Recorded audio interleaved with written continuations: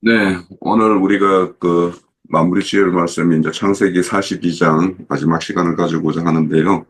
오늘 우리가 다룰 내용은 이제 기근 들어서 예굽에 내려가서 요셉에게 길양식을 이렇게 얻어서 돌아오는 그 과정의 어떤 말씀에 대해서 우리가 살펴보는데요.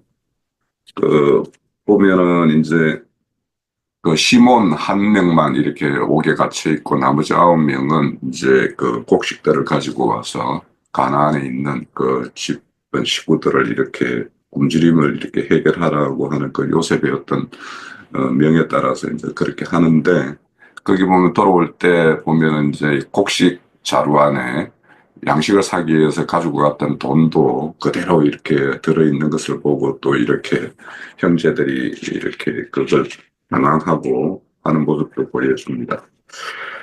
그리고 이제 아버지께로 돌아가서는 이제 애굽 땅에서 있었던 일들에 대해서 하나하나 다 고하죠. 그랬을 때 이제 결국에는 자기들이 정탐꾼이라는 모함으로부터 이제 벗어나기 위해서는 동생 베냐민을 데리고 가야 된다는 그 말을 듣고 이제 야곱이 번민하는 어떤 그런 이야기들이 오늘의 우리가 이제 살필 내용들입니다. 자, 오늘 우리가 나눌 내용은 제가 아침에 올려드렸는데, 우선은 이제 곡물구에서 떠나는 요셉 형제들에 대해서 살펴보자. 먼저는 곡물과 돈과 자루와 또 길량식 이런 것들이 이제 등장을 해요. 그러면 이것들이 실질적으로 무엇을 상징하는 것인가? 그것도 한번 생각을 해보고, 그리고 곡물과 돈과 돈을 이렇게 자루에다가 도로 넣어서 이렇게 길량식을 삼게끔 하는 요셉의 조치는 어떤 것을 보여주는가? 어, 그리고 이제 곡물을 이제 나귀에 싣고 이렇게 가르면서 이제 나귀의 먹이까지도 이렇게 먹이고 이렇게 하는 것을 볼 수가 있어요. 그러면 여기에서 등장하는 나귀는 무엇을 상징하며, 또 그 돈이 그 자루에 있는 걸로부터 이제 이렇게 형제들이 놀라는 이유는 무엇일까? 그리고 정탐꾼 누명을 벗기 위해서 이제 집안에 대해서 이제 다 하나하나 고했죠.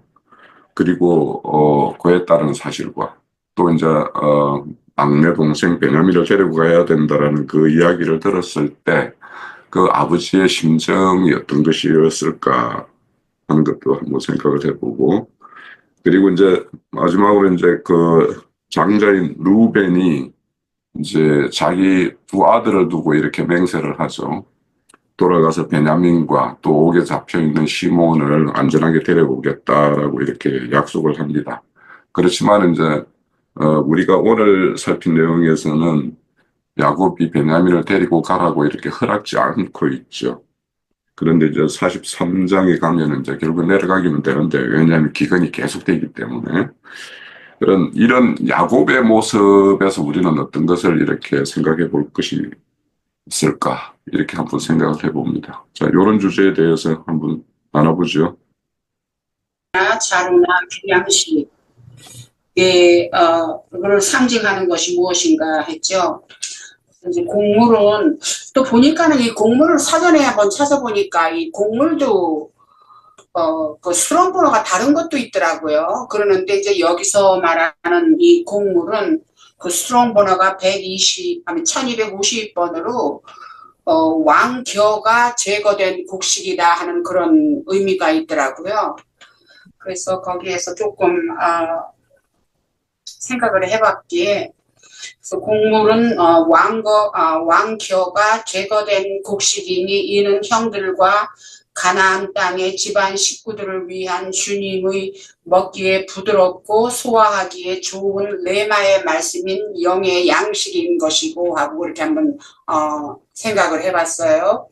그리고 돈이라는 것은 주님과는 상관없는 세상에서 통용되는 물건에 대한 값어치를 치르기 위한 것인데, 그 돈으로 인하여 혼이 나서 떨었다 하였으니, 그 형들이 돈이 거기 있는 것을 보고 혼이 나서 떨었다 그랬잖아요. 떨었다 하였으니 이 돈은 형들을 경각심을 주어 돌이키게 한 돈이 된 것이죠.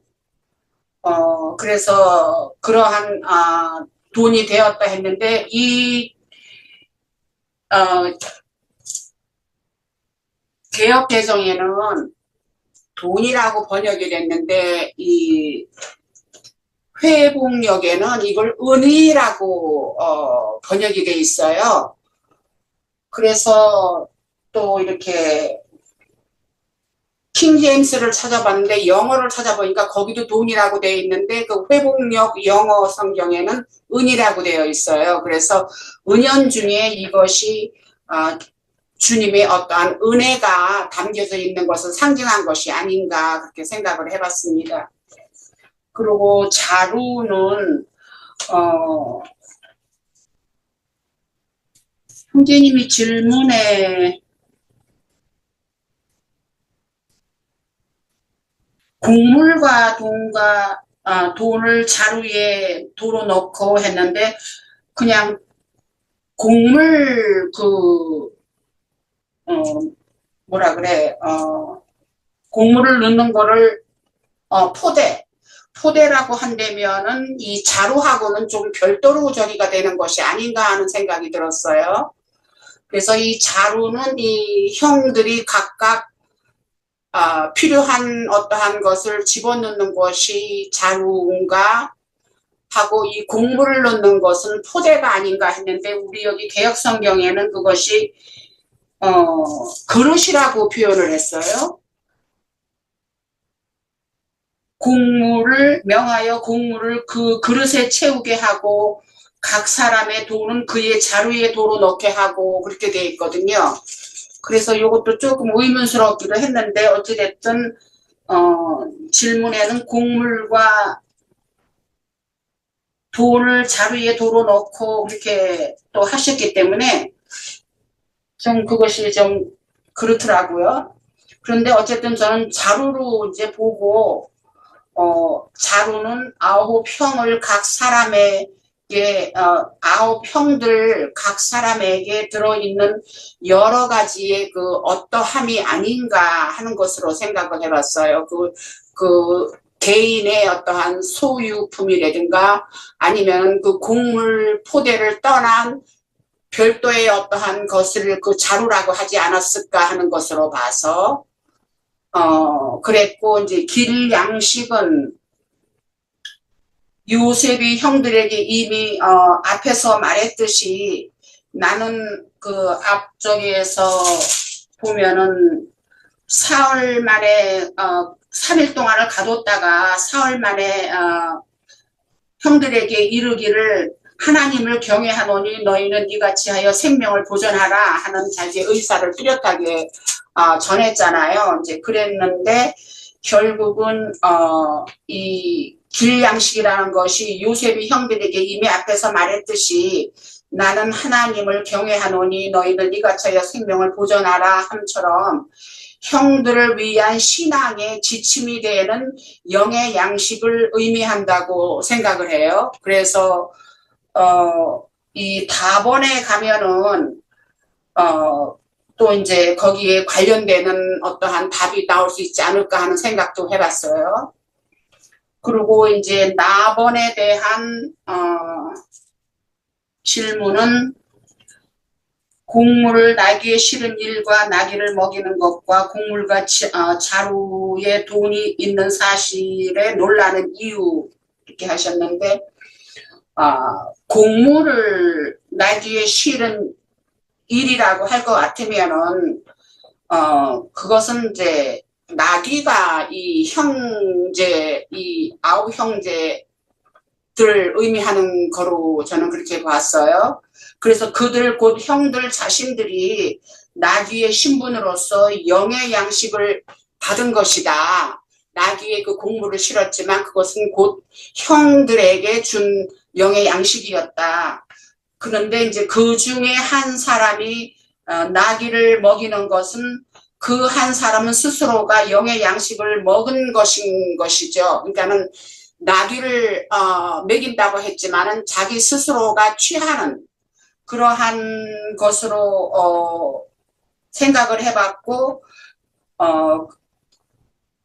또 자루에 돈이 있는 사실로 놀라는 것은 그 돈을 곡물 값으로 준 돈인 것을 본인은 너무도 잘 알기 때문에 당연히 놀랄 수밖에 없는 일이지요. 그래서 그들이 혼이 나서 떨며 서로 돌아보며 이제 그 한 사람이 이제 형들한테 서로 얘기를 다 했잖아요. 그렇기 때문에, 그래서 그들이 혼이 나서 떨며 서로 돌아보며 말하되 하나님이 어찌하여 이런 일을 우리에게 행하셨는가. 그렇게 서로들 그랬어요. 그런 거를 봐서는 이 모든 사건이 그들에게는 하나님께로 돌이키는 지침이 되는 길양식이 된 것이다. 그 사건 자체가 그들에게는 하나님께 돌이키는 길양식이 된 것이죠. 결과적으로는. 그래서 그것은 이제 그렇게 보았고요. 또 이제 다본의 정탐꾼 누명을 벗기기 위해서 집안에 대해서 고한 사실과 베냐민을 데리고 가야 한다는 것을 들었을 때,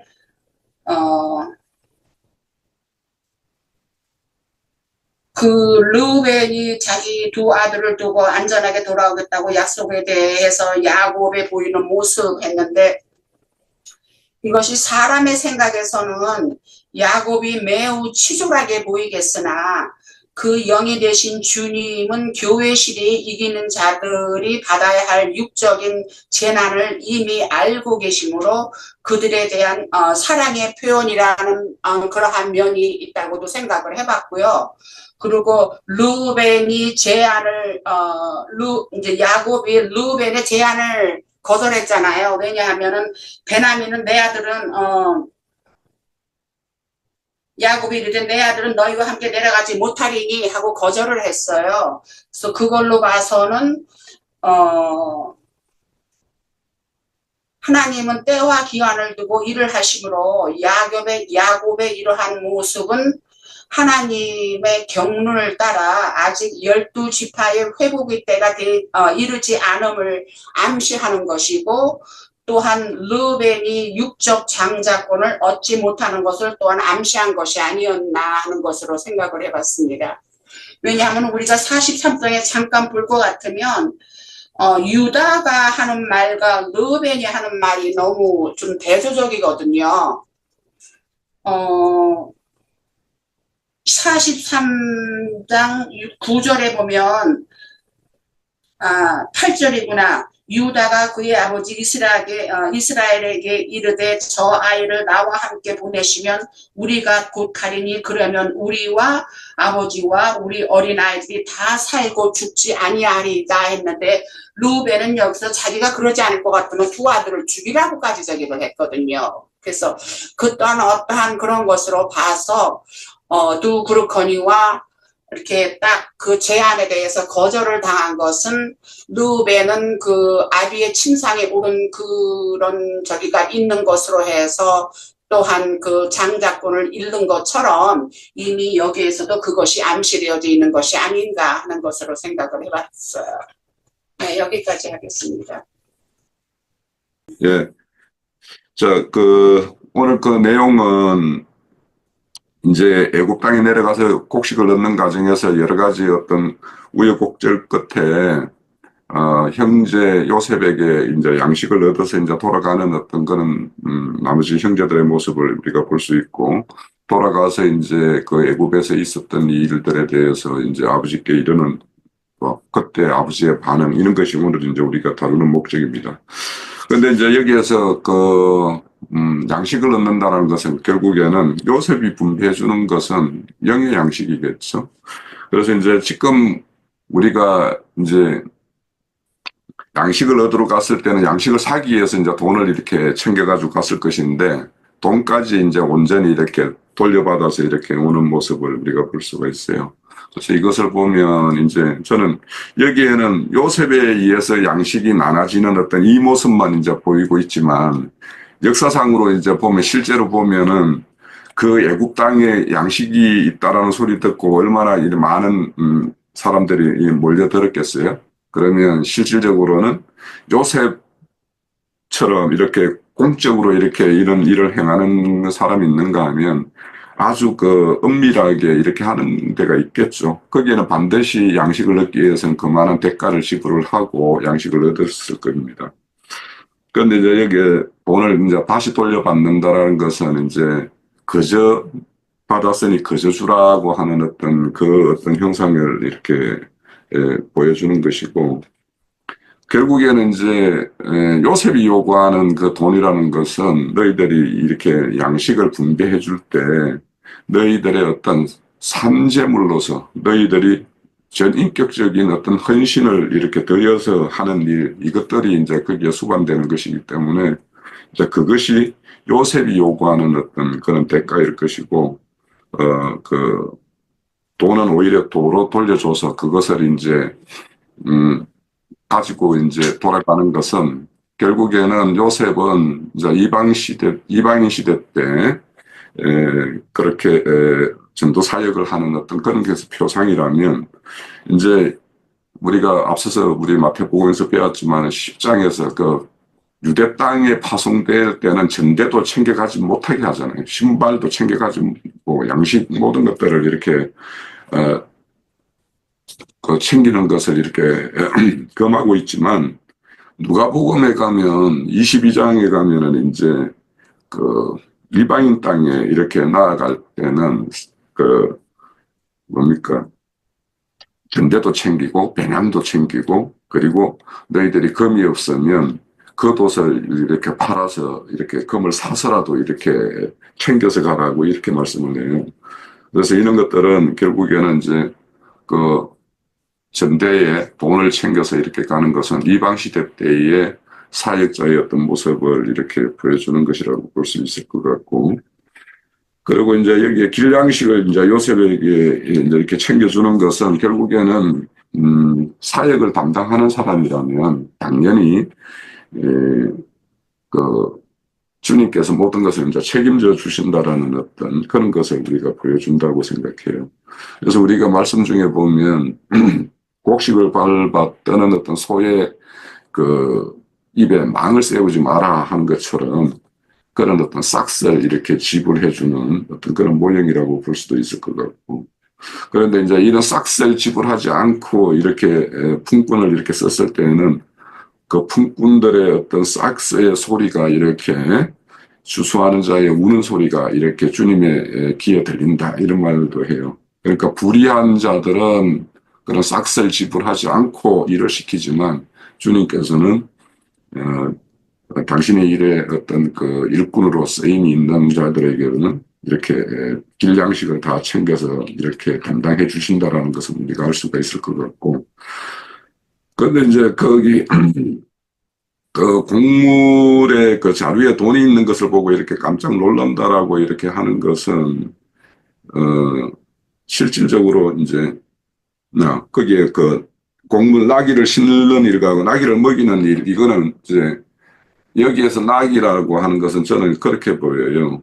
그 형제들의 어떤 동력자들을 상징하는 것이 이 나귀라고 생각이 되어지고, 그러니까 주님의 동력자들이 우선 그 사역에 그 형제들의 어떤 사역의 동력자들이 먼저 곡물을 취하여 먹고 생명의 어떤 풍성을 이루는 것은 너무도 당연하다고 생각돼요. 그래서 우선 곡물을 나귀들에게 먼저 먹이고 이렇게 하는 것으로 보여지고, 자, 이런 것들은 이제 스스로 이제 그 사역에 참여하는 자들이 먼저 이렇게 양식을 배불리 먹고 생명의 어떤 풍성을 이루는 것이 너무도 중요하죠. 그런데 우리가 그 주님이 그 뭐 오병이의 기적이나 이런 것들을 베풀 때 보면 그 빈들에서 이제 양식 없음을 이렇게 제자들이 이렇게 근심할 때 주님이 그렇게 말을 해요. 너희들이 먹을 것을 주라, 이렇게 말을 해요. 그런데 이제 제자들은 자기들이 이제 양식이 해는 미며 넘어가는데 이제 양식이 자기 자신들에게는 양식이 없는데 왜 우리 보고 주라고 하시오, 이렇게 이제 말을 하는데, 이제 주님은 실질적으로 제자들에게 말하는 거는 이제 거기에서도 이제 제자들은 육신의 양식을 이야기했지만 주님은 이제 영의 양식을, 그래서 너희들이 너희 어떤 여기에 자루라는 것은 너희들의 뭐 마음, 어떤 너희 속에 있는 지식 체계 이런 것들을 이제 자루라고 볼 수 있을 것 같고, 아니면 곡식을 여기 보니까 곡식을 담는 그릇이라고 되어 있는데, 그러면 그들의 형제들 각자들 마음 그릇에 영의 양식이 이렇게 채워져 있어야지 이렇게 빈들에서 이렇게 주님이 너희들이 주라 할 때 이렇게 줄 수 있는 거 아닙니까? 그죠? 그런데 이제 제자들은 이 양식이라는 거에 대해서 주님이 주라고 하는 그 양식이 뭐 어떤 양식을 두고 말씀하는지도 이해를 못했을 뿐더러 자신들의 안에는, 자신들 그릇 안에는 그런 양식이 채워져 있지가 않죠. 그래서 이제 주고 싶어도 줄 수 없는 것인데, 그래서 이제 주님께서 이제 축사해서 이제 이렇게 나누어서 이렇게 주는 어떤 그런 것으로 이렇게 보이는데, 이제 여기에도 보면은 이제 형제들과 형제들의 동역하는 그 나귀들이 먼저 이렇게 배불리 먹어야지 그 주님의 사역에 이렇게 온전히 이렇게 참여할 수 있고 그렇다고 보여요.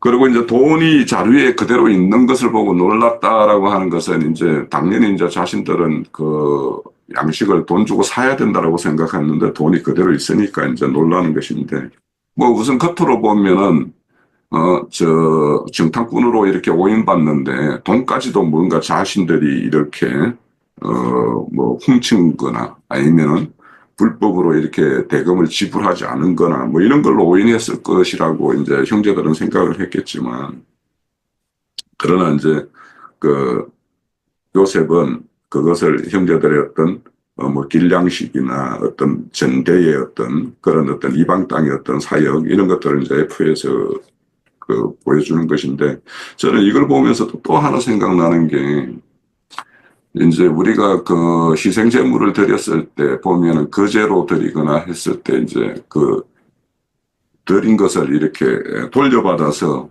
그 제사에 참여하는 자들이 다 이렇게 나눠 먹고 이렇게 하는 것을 볼 수가 있어요. 그래서 이 돈을 이렇게 돌려준다라는 거는 어떤 율법적인 어떤 제사 가운데에서는 어떤 화목제나 거제나 이런 걸로 이렇게 돌려받아서 이렇게 그들의 어떤 양식으로 삼는 어떤 이런 것들도 이렇게 보여주는 어떤 그림 같다 이런 생각이 듭니다. 그리고 정탐꾼 누명을 벗기 위하여서 이제 그 집안의 어떤 난다치, 뭐 형제가 어떻고 뭐 이런 것들을 이런 어떤 내용과 최종적으로는 정탐꾼으로서 이제 이렇게 모함을 이렇게 오해를 이렇게 벗기 위해서는 베냐민을 데려가야 된다라고 하는 이런 소식을 들었을 때 이 야곱의 모습은 우선 이제 자신들이 그 형제들이 내려가서 이렇게 정탐꾼으로 오해받는다라고 한다라는 것은 오늘날로 보면은 이제 뭐 간첩질을 했다 이런 것 같은 거 아닙니까?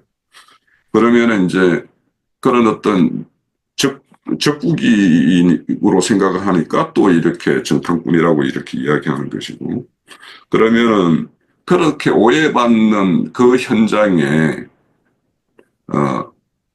또 아들들을 다시 돌려보내야 된다라고 하는 말을 들었을 때 그 아버지의 심정이 어떠했을까를 우리가 이제 이렇게 짐작을 할 수가 있는데, 저는 이제 이걸 보면서 주님이 이 땅에 이렇게 오셨을 때에 그 주님을 보내야 되는 그 아버지의 심정은 어떠했을까라는 것을 이제 생각을 하게 돼요. 그런데 오늘도 내용에 보면은, 야곱 같은 경우에는 최종적으로 베냐민을 데려가야 된다라고 이렇게 하는, 종용하는 어떤 그런 아들들에게 끝내는 이제 지금 창세기 42장에서는 베냐민을 보내는 결심을 못 해요. 그런 걸로 보면, 육신의 몸에 제한받지 않는 그 하나님이 육신의 몸에 이렇게 제한이 되는 어떤 그런 형태로, 그리고는 가서는 그런 해를 받아야 되는 어떤 일을 이렇게 그렇게 되어 있는 그런 현장으로 아들을 보내는 그 아버지의 심정 이런 것들을 이제 좀 생각하게 돼요. 그래서 그런 주님을 보낸 그 아버지의 마음과 끝내 지금 현재까지는 베냐민을 보내지 못하는 그 야곱의 모습 이런 것이 약간 대조를 이룬다라는 생각을 하게 되고, 결국에는 그 사지로 아들을 보내야 된다라는 그 아버지의 심정은 그 심정이 있는가 하면 그때 그런 소식을 들었을 때 베냐민의 심정은 또 어떠했을까? 베냐민에게는 이런 왜 내려가야 되는지 이런 기뜸을 하지 않았을까? 분명히 만약에 그것이 기뜸이 되었다라면 베냐민의 그 스스로는 어떤 결정을 했을까? 그런데 이제 주님 같은 경우에는 이 땅에 와서 당신이 행해야 될 일들 이런 것들을 미리 그 고지를 알고 있으면도 불구하고 그 죽음의 고통을 이렇게 감내해야 되는 어떤 그 길을 이렇게 오셨단 말이에요. 그러면 이런 것들과 그래서 그 베냐민과 주님과 또 야곱과 그 보내는 아버지의 마음 이런 것들을 우리가 좀 생각을 해보면 어, 우리에게 오신 그 주님의 어떤 그는 어떤 그 자원하는 것과 그런 것들을 이렇게 감내해야 되는 아버지의 심정 이런 것들을 우리가 이해를 좀 가진다면 그 일이 우리에게 이렇게 우리의 어떤 구원과 연결된다라는 걸 생각을 해보면 또 새로운 어떤 의미를 이렇게 새길 수 있겠다 싶고요. 루벤이 그 자기 두 아들을 두고서 이렇게 맹세하는 어떤 모습, 이 모습을 보면서 이제 그 아까 자매님도 이제 말씀드렸듯이 그 유다는 스스로 자신에게 모든 것을 책임을 이렇게 하는데 루벤은 남겨지는 두 아들에게 이렇게 뭔가 이렇게 그 책임의 어떤 대가를 지불하는 어떤 그런 걸로 이렇게 말씀을 해요. 그것도 약간 대조를 이루고 있고 이제 한편으로는 이제 루벤 같은 경우 이제 아버지의 어떤 염려를 자신의 어떤 아들 두 아들을 이렇게 앞세워서 맹세함으로 그런 어떤 염려에 대한 것을 이렇게 들기 위한 어떤 뭐 그런 노력일 수도 있겠고 또 이런 큰 이렇게 맹세하는 어떤 그런 거는 자신이 지금까지 그 범한 가오를 씻지 못했던 거에 대해서 이런 기회를 삼아서 또 이런 그 가오를 씻기 위한 어떤 그런 행위로도 볼 수가 있겠죠. 아무튼 이제 그 애굽에서 얻은 그 온 양식이 다 떨어지기 전에 이제 이런 어떤 고민하는 어떤 모습들을 보면서 이제 사람이라는 것은 어떤 극한의 상황이 이렇게 맞닿기 전까지는 자신 속에 있는 어떤 그런 번민과 고민들이 이렇게 끊이지 않는다라는 거. 그리고 그런 어떤 결정적인 어떤 걸 이렇게 내리는 데에도 이렇게 많은 어떤 육적인 생각에 이렇게 붙들릴 수밖에 없다라는 이런 모습도 이제 보여주고 뭐 최종적으로 43장에 가면 이제 가뭄이 계속됨으로 이제 또 양식이 떨어지니 어쩔 수 없이 이제 그런 어떤 요셉의 요구대로 베냐민을 이렇게 보내는 어떤 그런 걸로 이렇게 기결이 돼요.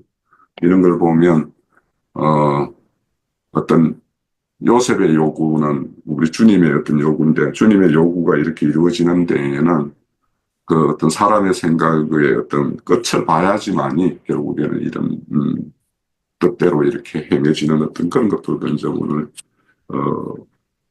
43장하고 이렇게 연결시켜 보면 그런 모습도 우리가 살펴볼 수 있을 것 같고 저는 아무튼 이제 오늘 내용은 이제 길양식을 분배받는 어떤 그 형제들의 어떤 모습과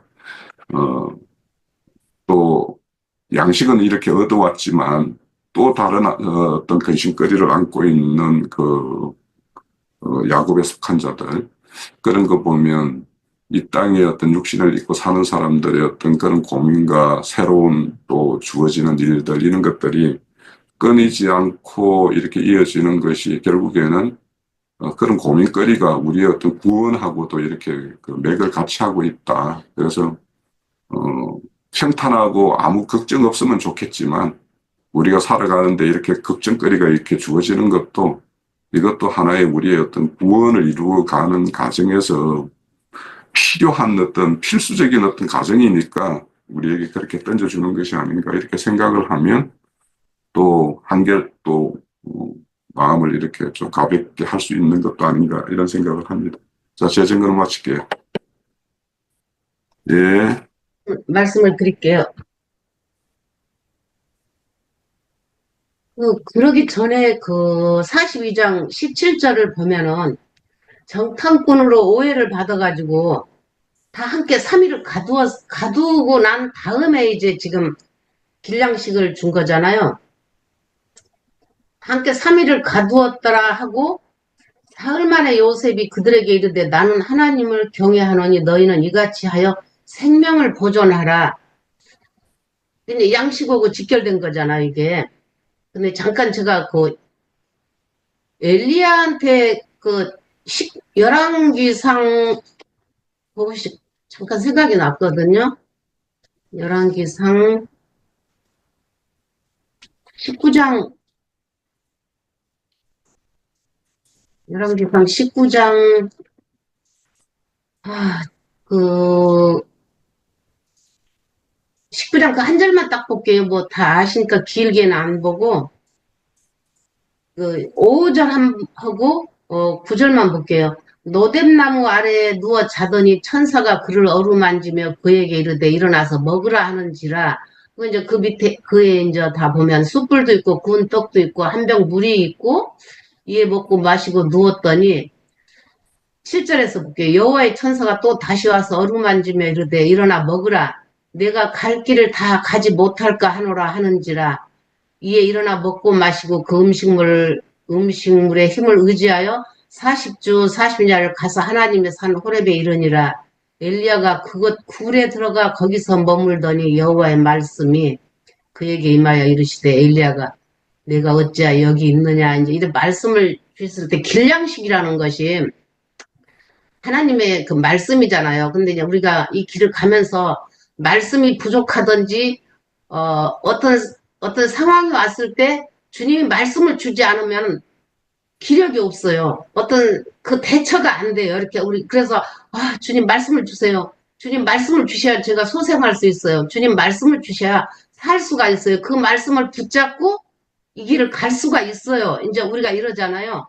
그랬던 것처럼 저는 이제 주님이 내가 너와 끝까지 함께 하겠다고 주님이 그 창세기에서 30몇 년 그때도 제가 주면서 말씀드렸지만 그 말씀을 주면서 그 말씀을 붙잡고 그게 저한테는 길량식이 됐던 거예요. 내가 너와 끝까지 함께 하겠다고 내가 결코 너를 떠나지 않겠다고 그랬던 것처럼 오늘 이 요셉이 주는 음식은 돈하고 지금 지금 형제들은 돈으로 음식을 사러 갔잖아요. 근데 3일이 지나고 났을 때 주는 것은 길량식이기 때문에 이미 이제 새 음식을 먹어야 되니까 돈은 이 주님이 나는 너희에게 거저 주었신 너한테 거저 주었으니 너희도 거저 주라고 이 생각이 좀 나는 거예요. 대가를 받지 않고 나는 너에게 이걸 그냥 거저 주겠다. 이제 지금 요셉이 예수님 예표니까 그 형제들한테 했던 것은 나중에 이제 45장, 46장 그 마무리에 가서 보면은 내가 그 형제들과 그 모든 가족을 다 책임지겠다고 했잖아요. 근데 이제 그 수순을 지금 미리 밟아가고 있는 것이 아닌가. 그래서 돈을 받고 줬다면은 이게 길량식이 될 수가 없다고 봐요, 저는. 영적인 양식은 돈을 주고 살 수가 없는 것이 아닌가 싶어서 좀 그게 좀 와서 이렇게 많이는 깨닫지는 못하는데 그게 조금 이렇게 와서 조금 그런 게 아닌가? 그런 생각이 들어요. 엘리야도 길량식에 그걸 먹고 다 힘들었는데 그거 먹고 이 길을 가는 힘을 얻었거든요. 그래서 오늘 우리한테 보여주는 교훈이 너희가 돈으로 나를 이것은 세상 사람이나 돈으로 값주고 음식도 사러 가는 거지만 이미 사흘을 가두었을 때 그 대가는 다 지불했다고 저는 생각을 해요. 그래서 그 뒤로 영의 양식을 이제 주어서 너는 이제 영의 양식을 이 아버지한테 가지만은 길 가다가 고나고 힘들으니까 이 양식은 내가 주는 양식이니까 이걸 먹고 얼른 가서 다 이제 가족도 다 이제 먹고 살려라. 그래서 거기서 보면 생명을 보존을 하겠잖아요. 그 양식을 먹어야만이 이제 생명이 보존된다는 거. 영의 그 생명이 저는 좀 그것이 좀 깨달아졌어요. 잘 맞는지는 모르겠어요, 예, 저도. 예, 예. 그러지 않아도 저도 주님이 제자들을 보내면서 내가 너에게 가르쳤으면 너희도 거저주라는 말씀을 하신 것을 생각을 하면서 했는데 내가 실상 발표를 할 때는 그 말은 빼먹었는데, 근데 그거는 주님이 그렇게 하실 얘기의 예표 정도뿐이 안 되고 실상은 그 돈을 거기에 넣음으로써 그 형들이 앞에서 나는 하나님을 경외하더니 저기에서 생명을 얻으라 한 그 말에 대한 것에 이어져서 돈을 거기에다 도로 집어넣었으므로 형들이 두려운 마음이 생기면서 어찌하여 하나님이 우리한테 이렇게 했을까 하는 그 자체가 이 형들한테는 길냥식인 것이죠. 저는 그걸 그렇게 본 거예요. 네, 신앙의 방향을 잡아주는, 그러한 것이, 길냥식이 아닐까. 그래서 아까 표현하기를, 길냥식이라는 것은 신앙의 지침이 되는 영의 양식이다. 그러니까 그 사건이 일어남으로써 그들에게는 그것이 길냥식이 된 것이 아닌가 하는 것이 좀 와닿거든요. 네. 특별히 하고 싶은 말은 별로 없고요. 이사야 55장 1절 보면 오라 너희 모든 목마른 자들아 물로 나오라 돈 없는 자도 오라 너희는 와서 사 먹되 돈 없이 값 없이 와서 포도주와 젖을 사라 이렇게 표현을 하셨어요. 그 구약 성경인데 그리고 속량을 받는 문제를 팔렸다가 되사는 문제와 관련해서는 이사야 52장 3절에 여호와께서 이와 같이 말씀하시되 너희가 값없이 팔렸으니 돈 없이 속량들이라 이렇게 표현이 되어 있어요. 그런 거를 보면 온 땅에 극한 귀가를 보낸 것은 세상의 구원자가 오셔서 생명의 양식과 음료를 믿는 자들에게 풍족하게 공급하셔서 구원하실 것을 예정해 놓으신 그런 때와 기한이 찼다라는 것과 관계가 될 건 당연한 것이고, 그 다음에 요셉은 초림 예수, 인자로 오신 예수를 대표한다면, 베냐민은 흔히 이제 재림 예수라고 그러는데, 그 영으로 오실 메시아 그리스도를 상징하기 때문에 여기에는 그동안 하나님의 말씀에 대해서 들어도 또 듣지 않으려고 하는 것도 있지만 들어도 전혀 깨달음도 없고 그 예수 그리스도라고 하는 메시아가 필요하다라는 것에 대해서 인식하지 못하는 무지한 인간들에게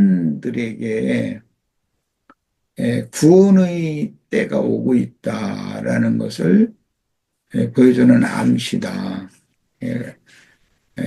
구원이라는 것은 오늘 말씀에서는 이제 양식을 사가는 걸로 이렇게 되어 있는데 그리스도의 말씀으로 구원을 얻는 문제이기 때문에 그리스도의 말씀을 풍족하게 맡은 하나님의 종 선지자들의 사명을 지금 예시하고 있다. 양식을 사가는 사람들인 요셉의 형제들, 예수님의 형제들은 누가 내 형제요, 자매요, 어머, 모친이냐, 이런 말씀할 때 지자들을 가리켜 말씀하겠다. 그랬으니까 지자들의 사명을 지금 예시한다. 이렇게 볼 수 있는 것이죠. 그 정도 뭐 생각을 해봅니다. 양식을 사다가 먹는 상태에서는 아직 율법과 선지자의 때가 종결되지 않은 상태를 상징한다고 할 수가 있다면 그것은 완전하게 풍족하고 배부르게 살 수 있는 것은 아니죠. 요셉에게 이제 다 내려가서 온 가족이 야곱 가족이 내려가서 요셉의 공개를 받는다는 것은 양식이 뭐 무지라서 살아가야 되고 그럴 필요가 없는 상태죠. 그러니까 그것은 그 영의 새 시대가 왔다라는 것을 말하고 이방인의 때 끝에 흔히 말하는 재림 이후 12지파의 신앙 회복이 되어져서 12지파가 인침을 받고 새 세상에 12지파가 말씀을 나눠주는 새 시대가 온다라는 것을 이제 염두에 둘 수가 있죠. 야곱이 살았을 때도 12지파를 통해서 야곱 온 가족이 그 생명부지도 하고 생활도 하고 번성도 하고 하는 것이지만 그것은 이제 그 교회 시대에도 성령 시대이니까 그러나 예언을 모두 이루는 것은 야곱이 온 가족을 데리고 애굽에 내려가서 요셉이 공개를 전적으로 할 때 그때는 사다 먹을 필요가 없죠. 이제 그 시대가 전환되는 것이다. 그렇게 적용을 하면 되겠어요.